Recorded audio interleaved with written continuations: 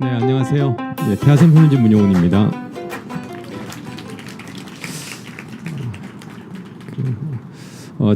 저는 이제 지역 사회에서 같이 살아가는 거에 대해서 몇 가지 말씀을 좀 드리려고 합니다.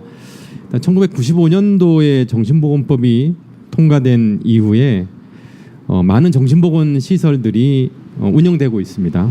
하지만 그 법 제정 20년이 지났지만 정신건강에 대한 체감도가 아주 많이 높지는 않다고 사람들이 얘기를 하고 있습니다. 새롭게 바뀐 정신건강복지법에는 복지 서비스라는 내용이 들어가 있습니다. 4장에. 그런데 그 구체적인 대안이 좀 없고 예산의 범위에서 필요한 경우에 제공할 수 있다는 임의 규정으로 되어 있어서 사실 굉장히 좀 걱정도 되고 있습니다. 지난 20년간 그 정신보건에서 주로 이야기했던 것은 치료가 워낙 중요하니까 치료 문제를 좀 해결을 하고 나서 그분들의 지역사회에 관련된 삶에 대해서 이야기를 하자는 것이 주 내용이었습니다. 그런데 우리는 20년간 정신과적인 어려움이 있는 분들이 지역에서 함께 살아가는데 얼마나 국가와 사회에서 관심을 가지고 기회를 주었을까를 한번 되돌아볼 필요가 있는 시기인 것 같습니다. 일반적으로 중증 정신질환이라고 하게 되면은 전 국민의 한 1% 정도를 이야기하고 있습니다. 그렇게 되면은 저희 나라 국민 수로 보게 되면은 한 51만 5천 명 정도가 중증 정신질환이라고 볼 수가 있고 그 중에서 그 지역사회에서 살아가고 있는 사람들을 한번 보게 되면은 저희가 보통 한 이 시간에 병원이나 요양시설에 한 6만 5천 명 정도가 있다고 생각을 하게 되면은 약 45만 명에 가까운 사람들이 저희랑 살아가고 있는 상황입니다. 근데 이분들이 지역에서 살아가고 있는 중증 정신질환 또 특별히 정신장애로 등록되신 분들은 사회적 경제적인 지표에선 어떠한 위치에 차지하고 있을까를 한번 봤으면 좋겠습니다. 어떤 정신장애인들의 경제적인 지표를 보게 되면은 나는 경제적으로 하층민이다라고 생각하시는 분들이 약 81.5%로 전체 장애인보다 훨씬 더 높은 퍼센테이지를 차지하고 있고요. 국민 기초생활 보장 수급을 받고 계신 분들이 54.5%가 돼서 전체 장애인 16.8% 9%보다 거의 2배 이상의 퍼센테이지를 차지하고 있습니다.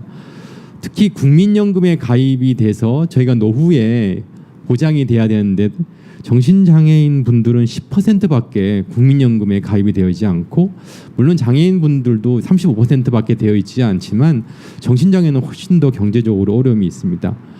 그분들에게 장애로 인한 업무를 수행하는데 어렵냐 이런 질문을 했을 때 72.5%가 장애로 인해서 업무 수행을 하기가 어렵다고 얘기를 해서 실제로 우리가 생각하고 있는 뇌전증 환자라든가 호흡기 장애인 분들보다도 훨씬 높은 퍼센테이지가 되고 있어서 취업에 대한 문들을 조금 새롭게 제시하지 않으면 이런 열악한 지표가 바뀌지 않을 수도 있다 생각이 듭니다.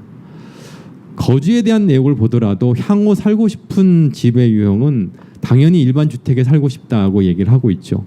그렇지만 자가의 현황 자체가 44%로 전체 장애보다 훨씬 작은 퍼센트를 차지하고 있고 우리나라의 주거복지의 대표적인 얘기를 하고 있는 공공임대주택의 경우도 약 5.1%밖에 이용을 하지 않고 있어서 청각장애인이나 자폐성 장애보다도 굉장히 적은 사람들이 공공주택의 혜택을 받고 있는 상황입니다. 또 하나는 그 계속적으로 얘기가 되고 있는데 장애인복지법과 정신보건법이 이제 바뀌었죠. 정신건강복지법이 비연동이 되다 보니까 서비스가 제한되는 게 많습니다. 좀 경험을 하다 보면 2000년도부터 정신장애가 장애로 등록이 됐습니다. 그런데 장애가 등록되신 분에서 기초생활수급이신 분이 일을 하게 되면은 소득액의 50%만 잡아지는 감면제도가 있었어요. 근데 그동안 13년 동안 이 제도가 안 바뀌었습니다. 정신장애인들은 계속 그냥 소득이 100% 잡혀 있는데 다른 장애는 50%만 잡혀서 그냥 일을 조금 더 유지할 수 있는 상황이 됐죠. 이거 바꾸는데 1년 걸렸어요. 2013년도에 겨우 바뀌었고 또 정신장애인들이 주로 일을 하고 있는 사회복지시설, 지금 정신재활시설로 바뀌었는데 당연히 여기서 나오는 물건들을 우선 구매를 해줘야 되는데 이게 장애인복지법에 의한 시설들만 되다 보니까 안 되고 있었던 걸 바꾸는데도 1년이 걸렸어요. 2014년도가 됐다는 거죠. 아직도 이런 내용이 있습니다. 중증장애인 취업유지 재고를 위해 직무지원 사업을 하는 것도 현재 배제가 되어 있어요. 이건 왜 그러냐면 장애인 복지에서는 정신장애가 들어가 있지만 이런 사업을 신청할 수 있는 장애인복지법 58조나 63조에 저희 장애인 복지관이라든가 장애인 단체와는 분리가 되어 있다 보니까 신청 자체가 안 되는 불합리한 내용이죠. 그래서 이런 내용들을 장애인이면서도 장애인의 혜택을 못 받는 이런 것들을 바꿔져 가지 않으면은 앞서 이야기한 그런 좀 지표라든가 이런 것들이 바뀌지 않을 가능성이 굉장히 높습니다. 그래서 지역사회 중심의 정신건강 서비스를 정말 기획을 해야 하지 않으면은 이런 상황이 바뀌지 않을 거라 생각이 듭니다. 요즘에 제가 드라마를 좀 봅니다. 드라마를 보니까 저희 집사람이 내가 좀 아프냐 이렇게 얘기를 해줄 줄 알았는데 저희 집사람은 이렇게 얘기합니다. 여성 호르몬 나오냐 이렇게 얘기를 하면서 저를 막 구박을 합니다. 근데 실제로 이제 이렇게 공감을 해주고 또 그 어떤 아픔에 대해서 좀 관심을 가져주는 게 굉장히 필요한데 저희 나라 사회는 아직까지는 아픔이나 약점이 보이게 되면은 사회적으로 배제나 차별이 특히 정신질환 있는 분들은 많이 했었던 것 같습니다. 그래서 자신의 아픔을 혼자 간직하지 않는 사회, 다른 사람의 아픔에 대해서 좀 더 관심을 갖는 사회가 이제는 되어야 되지 않나 생각이 됩니다. 저희 회원분이 쓴 글입니다. 아침에 일어나면은 뭐해? 갈 곳이 없는데 나도 친구를 사귀고 싶다. 일을 하고 싶고 나를 환영해 주는 곳에 가고 싶다. 이러한 소망이 과연 너무 큰 걸까요? 지역사회에서 이러한 기회를 제공하는 것이 불가능할까요?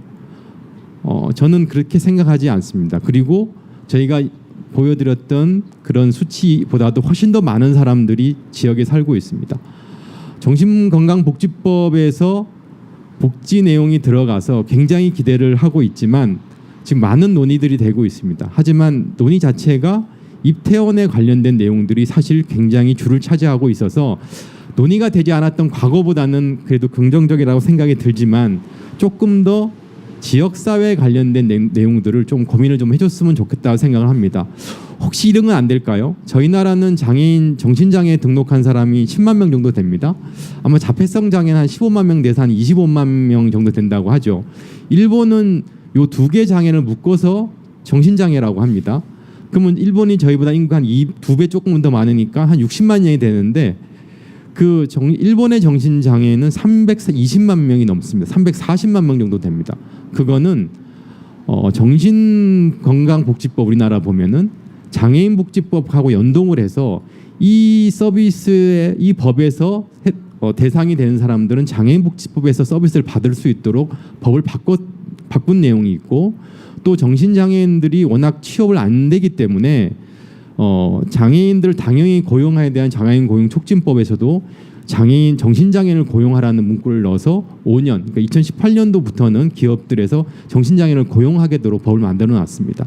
이처럼 저희들도 장애인복지법과 정신건강복지법에 연동을 하고 보다 많은 사람들이 지역에서 살아가고 조금 더 사회에 관심을 갖고 하는 것들이 필요하지 않나 생각이 듭니다. 이제는 유엔이나 여러 가지에서 국제적인 기준이 많이 생깁니다. 그래서 정신장애인 복지법에서 복지 서비스가 들어갔다는 것도 굉장히 큰 의의가 있지만 이 법이 시행이 돼서 정신장애인의 삶의 기준이 높아지는 것이 보여져야 된다고 생각하는데 이를 위해서는 정책적인 내용과 대상의 확대, 예산을 지역에 투자하는 것들이 꼭 필요하다고 생각이 됩니다. 그래서 이번에 법도 바뀌고 또 정신보건에 같이 있는 저희 전문가들도 가족들도 또 서비스를 받으시는 분도 또 당사자들도 굉장히 기대를 하고 있는데 이런 기대가 실제 지역에서 일어날 수 있도록 많은 관심을 가져주시고 예산을 투여해 주시고 해주셨으면 좋겠습니다. 이상 마치겠습니다.